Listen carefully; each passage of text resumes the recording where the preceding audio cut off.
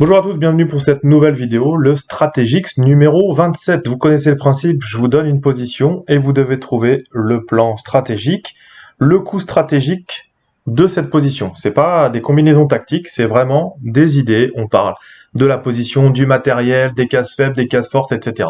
Donc vous vous mettez dans la peau de... Là ici c'est plutôt Josif Rudakovsky, cette partie elle est issue de la partie entre Smyslov et Rudakovsky. Vous vous mettez dans la peau de Rudakovsky, ici, les noirs doivent jouer, vous faites pause, et vous essayez de trouver le bon plan et le bon coup stratégique dans cette position.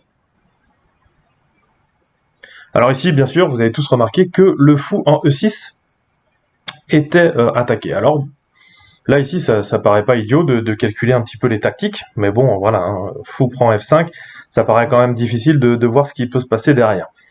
Voilà, pareil même, on pourrait penser peut-être D5, en se disant s'il prend le fou, je prends derrière, par exemple. Hop.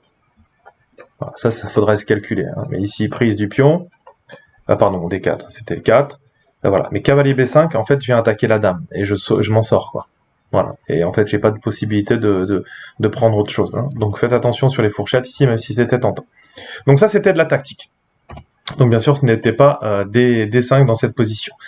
Ici, en fait, dans ce genre de structure, c'est ce qu'on appelle les Najdorf. Voilà. On a le pion D6 arriéré, et les noirs essayent de jouer normalement sur l'activité des pièces, mais on a un problème, un gros problème dans ce genre de structure, c'est la case D5. Donc ici, la stratégie, tout tourne autour de la case D5.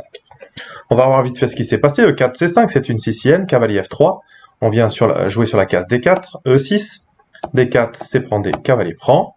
Ensuite, on a plusieurs développements ici possibles.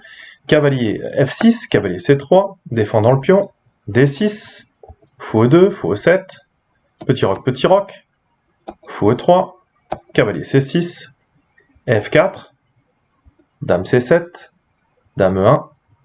Donc l'idée souvent quand on a une attaque avec F4, dame E1, dame H4, c'est souvent un plan, même si pour l'instant on a encore fou en E7. Prise du pion, donc les noirs avaient décidé de jouer sur le plan de pousser E5. Et ici, fou E3, fou E6, et on vient jouer en F5. On se retrouve dans la position. Ici, la chose fondamentale dans cette position, c'est la case D5. Il faut pouvoir être en capacité de défendre la case D5. Donc ici, Rudakovsky a fait cette erreur stratégique, il a joué fou C4 ici dans cette position. Et après, fou prend, dame prend, là vous allez essayer de vous mettre dans la peau des blancs, et que jouent les blancs dans cette position? Vous faites pause et vous essayez de trouver ici dans cette position. Donc là, ici, dans cette position, on a l'avantage. On a gardé l'avantage, il n'y a pas de problème. Mais cette case-là, elle va être très importante pour les blancs. Donc ici, en fait, on vient jouer fou G5. Et dans cette position, on menace tout simplement d'échanger le cavalier et d'installer notre cavalier sur une case blanche, dans une position où on a un fou de case noire. Par exemple, sur tour F en 8, prise, et on vient jouer cavalier D5. Oui, on peut jouer cavalier D5 directement. Pourquoi? Parce que si on a une prise ici du pion, tour F2, voilà, donc le cavalier est énorme de toute manière. Et là, dame C5, par exemple, on vient clouer la tour, mais ici on va pouvoir jouer des coups très actifs avec ce cavalier qui va être un poison dans la position des noirs. Par exemple, sur dame D4, cavalier C7 et on gagne déjà la fourchette. Bon, enfin voilà. Donc ici, on a possibilité. Donc si vous avez trouvé ce coup, c'était parfait. On vient échanger le cavalier qui est le défenseur de la case D5 et on vient installer notre cavalier. Donc ici, fou C4 dans cette position était une erreur vraiment stratégique. Voilà. Donc le bon coup, maintenant que vous savez ça, d'accord? Quel est le bon coup ici, après ça? C'est on doit tout faire pour garder le fou de case blanche qui peut être un des seuls défenseurs de la case D5. Donc, une fois que je vous ai dit ça, je vous ai tout dit. Le bon coup, c'était fou D7. Très, très important. L'idée, c'est tout simplement de le mettre sur C6 et de contrôler, une fois de plus, la case D5. Voilà. Donc, quand vous avez un point arrière en D6, la case faible, c'est la case qui est devant, c'est la case D5. Voilà, c'est fondamental dans ce genre de position, les Najdorf, etc. Le combat se fait autour de cette case. Si on réussit à y mettre un cavalier, il faut pouvoir être en capacité de reprendre ce cavalier et ensuite que cette faiblesse, en fait, on va venir faire bouger le pion qui est en E sur la case D5. Une fois que c'est un pion, c'est moins grave.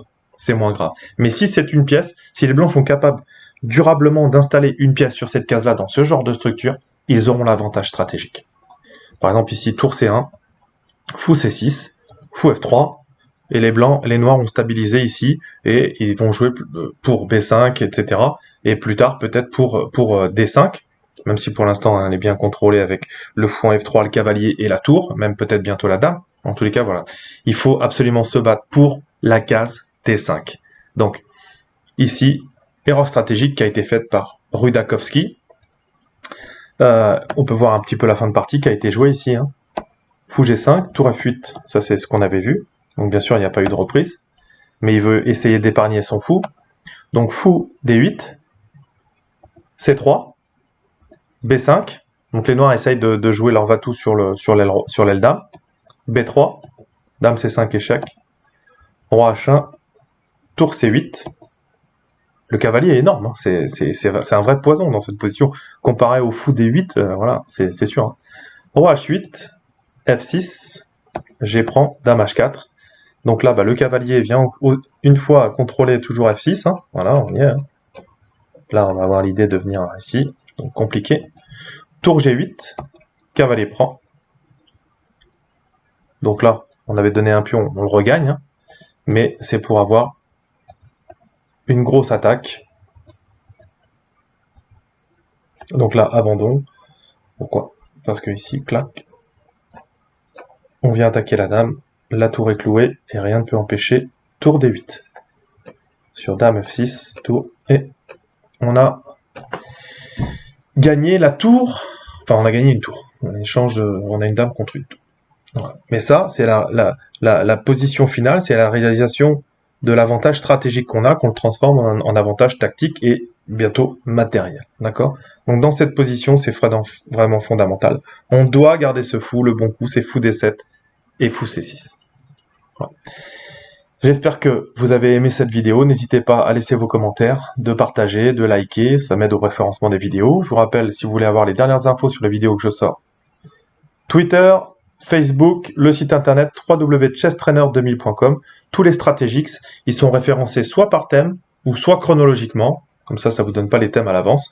Ça vous permet de bien réfléchir sur ces exercices. N'hésitez pas à les refaire, même 6 mois plus tard, pour voir si vous avez bien progressé et que vous avez bien saisi les finesses stratégiques des positions que je vous donne. Voilà. En attendant, je vous souhaite bon courage, travaillez bien et à bientôt. Ciao, ciao.